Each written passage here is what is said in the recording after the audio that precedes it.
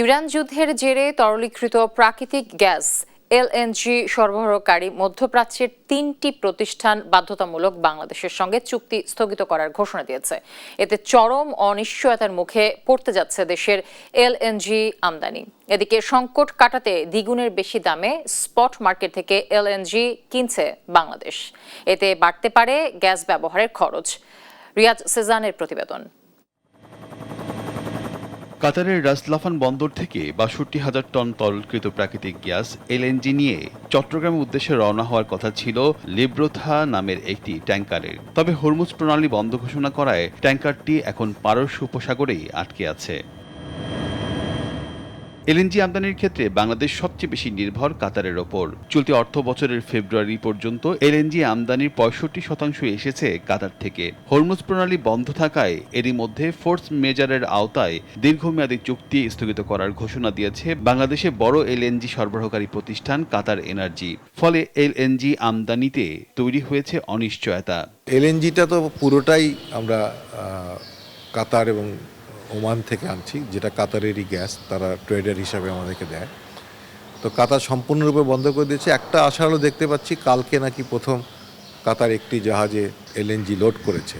তো যুদ্ধ যদি দীর্ঘস্থায়ী হয় তাহলে শুধু যে বাংলাদেশ সাফার করবে তাই না, সারা বিশ্বেই এটার একটা মন্দাভাব আসবে।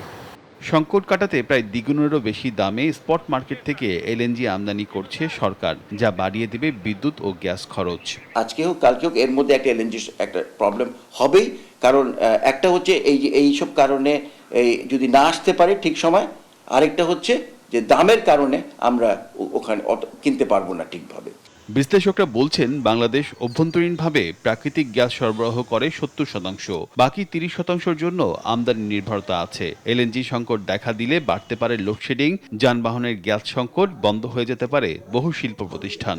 গ্যাস কম দিলে লোডশেডিং হবে, ঢাকা শহরে লোডশেডিং বাড়বে, যেটা আমি মনে করি এত সংকটে পড়লে লোডশেডিং হতেই পারে। রিয়েল প্রবলেম হবে ইন্ডাস্ট্রিতে, সাংঘাতিক অসুবিধা হবে।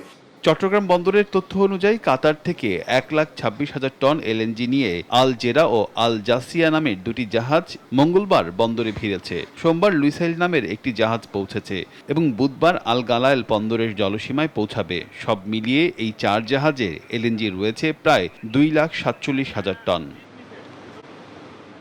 রিয়াজ সেজান, দেশ টিভি, ঢাকা।